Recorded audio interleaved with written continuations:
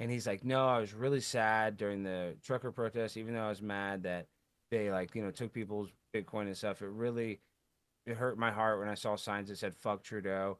And I'm like, why though? Your brother took the money and, taking Bitcoin from these guys, you're not mad. He's like, because my brother's just the quarterback of the team.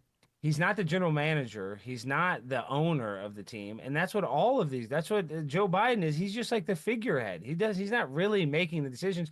And sadly, Trump gets in office. He's probably the same because he took bad information last time.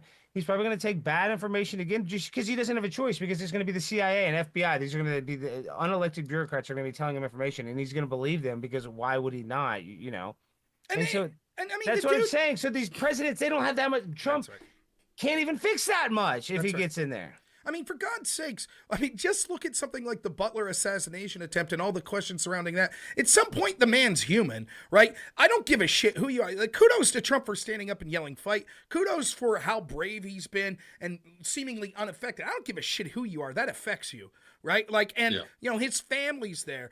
He has to be worried that anytime he's traveling with his family, some nut job will do something. So when you're hearing the people that are most tasked with protecting you, like the CIA, that are going to blow smoke up your ass and be like, Mr. President, we know we've had a challenging relationship in the past, but we're here to work with you. We understand. And by the way, here's some things we'll ask. If you don't release those JFK files, it'll make the country more dangerous. You're going to be predisposed to be like, whatever, dude. I got an agenda of real policy things that I'm trying to pass. I'm not going to rock the boat with these dudes release. So I agree. It's sad. I would love to see that stuff released. I would say the chances of it are very slim, though, unfortunately. Yeah. And if you're relying on one person that's going to come and fix all these problems, it just ain't going to happen. To me, what Trump represents is more of a cultural movement in a direction away from sort of this bullshit and this establishment orthodoxy. And I hope that he wins and that ball keeps rolling. But it ain't anyone who's thinking, oh, that's it. We win on Tuesday. If we win, that's it. All of our problems are solved. You got another thing coming. It's not going to be that simple at all. Is Andrew waiting? He's got like 2 minutes. So we'll close you out on this. No, I want to talk to Andrew for 1 minute before I go. I just want to transition. Where is he? If Andrew's watching, hop on, Andrew. I just want to talk to you about. I want to ask him. I want to ask him about the Jubilee because I did that Jubilee debate. Because they didn't pay me. They gave me a stipend for my flight, and I didn't even stay the whole day. I literally bought a morning flight and flew out in the late flight from LAX. Where do they film it? In Los Angeles. Oh, okay. I didn't even stay a whole day. I flew the morning flight because they're 2 hours behind. I flew at like 8 a.m. and got there at like 9 a.m. on a 3-hour flight, and then went to their studio, hung out all day. Was wrapped around 7 and then took like a 9 p.m. flight back. But they didn't pay anything. I'm sure they didn't pay Andrew. They probably paid for his flight, I'm guessing. I just like to... If Andrew's watching this. Oh, they're saying Andrew's still live. Well, I can still hang on. I just want to ask him. Yeah. Why aren't you? Have you been reached out to by Jubilee yet? Nah, no one. I'm like sort of like. I'll email you. I'll send you the Jubilee. There we go.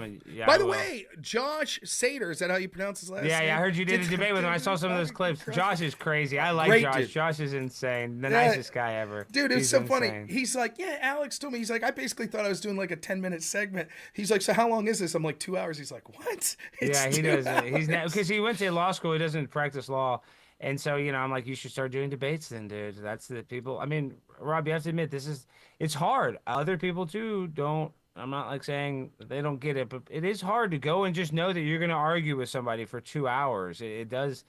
It's fun, for sure. It's fun, but it is a little draining and taxing for sure. And it's like, the more you do it, the worse it becomes for this reason, right? Because it's almost, I imagine it's like, this is going to sound like the dorkiest shit ever, but it's like being a professional fighter, right? Like if you're a badass, you don't want to fight someone that doesn't have a record for being a badass because if you win, no one gives a shit. And if you lose, oh boy. So like every time I walk into a debate with some like random person, I'm not infallible. They're going to catch me someday. Someone's going to catch me. So you get on there and you're debating these, high school kids or these college kids or whatever. And everyone's looking to take you down a peg, and I told Josh, I was like, he's like, what are you going to dress up? I was like, oh man, we're going to be debating like college kids living with their parents. Like it's not going to be like what you'd see. It's not like, that serious. People take some of these debates so serious. You do a little bit, I don't think you take it too serious, but some people do take it really serious. I don't know if it's necessary to take it so serious because you're never going to convince the person you're debating. You know what I mean? What it's about is incremental changes that you're making to an audience. You're never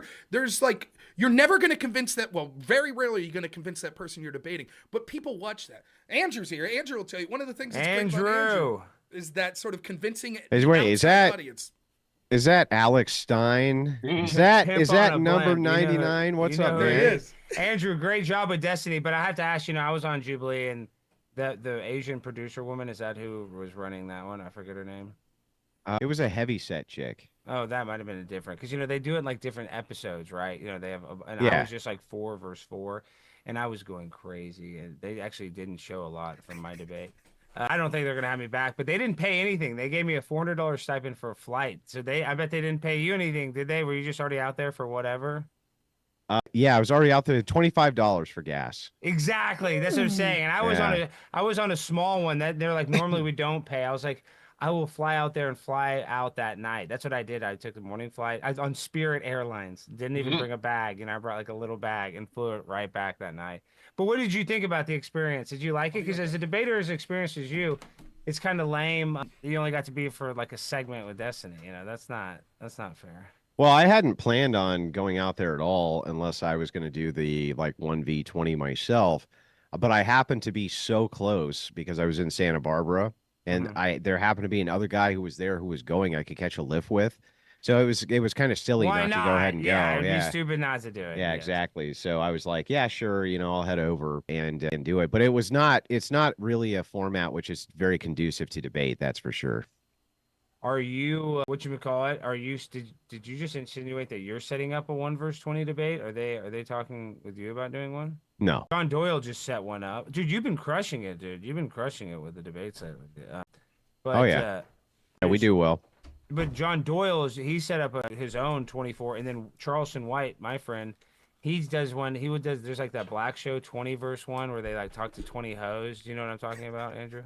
Yeah. People love that. People love that format. You can Yeah. just set it up yourself. You don't even freaking need Jubilee, but it is nice that they do all the legwork. Yeah, for sure. For sure. Well, I mean, the thing is though is they only gave you $600, bro. No, 400 100 for a flight? for a flight, and I flew Spirit. I I got was gonna did say my- that's a Spirit flight, It baby. did a Spirit, and it was under. My Spirit flight was like 280 or something. But yeah. That's all they gave me. It was 4 versus 4, and that was with Emily Wilson. She's blowing up too. She was at yours, or no, she was at a different one. They just had one that was like 30 versus 30. I saw. Jubilee's Really? insane. Yeah, I should have Yeah. probably been nicer though, because I don't think I'm ever gonna get to go back. How to hell with them. I know. I don't get invites to things like that. Maybe I'll start to break through, but We can get you on there. You can get on there if you want to get your ass to LA. I'll send you the casting director's information. They're looking for people to debate. Andrew knows if he knows what their kind of operation they're running. It's like a maybe I'll it's like maybe a I'll do it. content Ponzi scheme house. They got just a big warehouse they rent, and they just put people in it with. Dude, we were wireless mics. this whole thing happened in South Central, dude. In the Yes, in dude, the in the airport. Yeah, in it's the like in ghetto. Compton, dude. It's in like Dude, Compton. it was in behind the LAX. ghetto, Yeah. dude. Not in between LAX and like the water, which is kind of decent. Like no, LAX South. it was in the industrial area of South Central. Like you roll Yeah. through and you're like, man, there's gonna be chalk outlines of men any minute, dude. And there's a bunch of homeless people who broke down RVs back there. Did you see those on those yeah, streets back yeah, there? so bad. Yeah, so many RVs just cracked Are out. they like trying to intimidate you? Like, here's the guy that lost the last debate. There's his fucking chalk. There, No, it's just because they're cheap as shit because they're a YouTube No. production company. So they got the building in the worst neighborhood they could get it in. They could afford, yeah. Yeah, I mean, seriously, LA's insane. Oh, how's whatever going, Andrew? You're on there all the time, dude. Is that fun?